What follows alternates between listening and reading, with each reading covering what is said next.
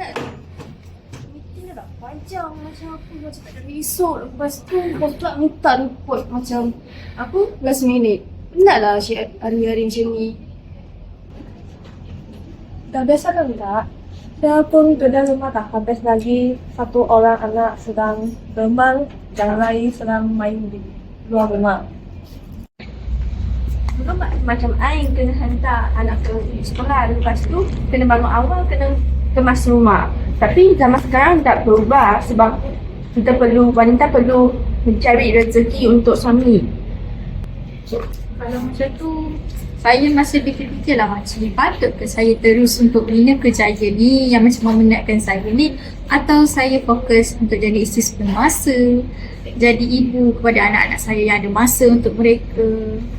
Dan rasa macam macam dulu Farah. Tapi apa pun jangan salah buat pilihan, okey?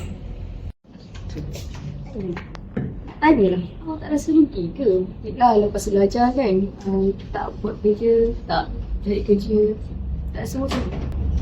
Dulunya saya pun ada cita-cita yang besar.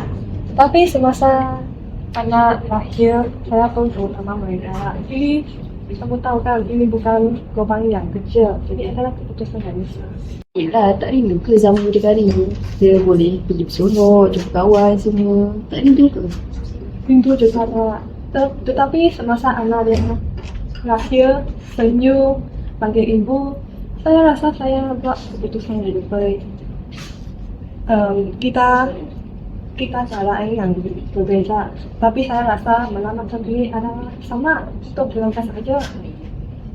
Mak rasa saya boleh macam kakak, boleh pergi bekerja sebab boleh dapat duit kan. Yelah, akak rasa kau lebih better duduk rumah dari rumah je. Kalau kau jadi macam akak, kau tak ada masa dengan family semua. Tapi kat rumah buat apa je, ada hasil, ada duit. Tapi kan, saya tengok kawan saya pergi kerja pun stres, duduk rumah pun tertekan juga. Kalau pergi kerja, dia penat kerja. Kalau duduk rumah, suami kadang kerja jauh. So, anak pula kena jaga, kena bersepah. Jadi saya macam tak ada jawapan lah. Saya ni macam mana? Korang rasa saya pun nak buat macam mana? Saya boleh kerja ke? Atau saya boleh duduk rumah? Kalau saya jadi tempat awak Farah, saya rasa lebih baik saya jadi isteri rumah lah. Sebabnya saya masih ada keinginan untuk berkahwin, nak kena tangga, and then dapat spend time ni semua. Daripada kerja ni saya rasa macam penat sebab tak dapat spend time. Memang kita tak ada income sendiri, tapi itulah kita memang tak ada peluang untuk ada masa dengan family semua. Tapi saya sebagai isteri rumah lah, kalau kamu suka anak, nak kerja di rumah sahaja, kamu boleh sebagai isteri rumah. Tapi sebagai isteri rumah tak ada income, berhasil, boleh kita dengan suami sahaja. Kalau kamu ada kerja, kalau kamu ada nak buat kerja, boleh je pergi buat kerja, akan dapat hasil, akan dapat ilmu lagi banyak. Saya rasa pilih kamu sendiri lah.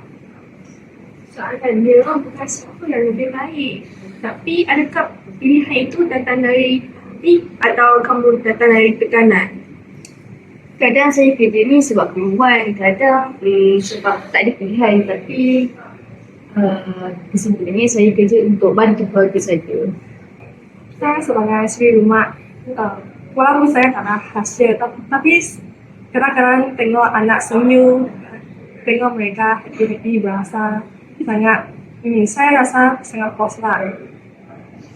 Jadi apa yang saya nampak, saya sedar sekarang wanita bekerja atau tak, sebenarnya masing-masing ada cabaran masing-masing kan. Tapi semuanya berjuang untuk kehidupan masing-masing, untuk ekonomi masing-masing. Jadi saya rasa saya tak boleh nak buat keputusan yang terbaik lagi. Tapi saya dah belajar satu benda, semua itu datang dari hati kita sendiri. Tiada satu jawapan betul untuk semua wanita, sama ada berjaya atau menjadi suri rumah. Yang penting ialah memilih dengan sedar, tanpa paksaan dan dengan rasa bangga. Wanita bukan berlumba, wanita saling melengkapi.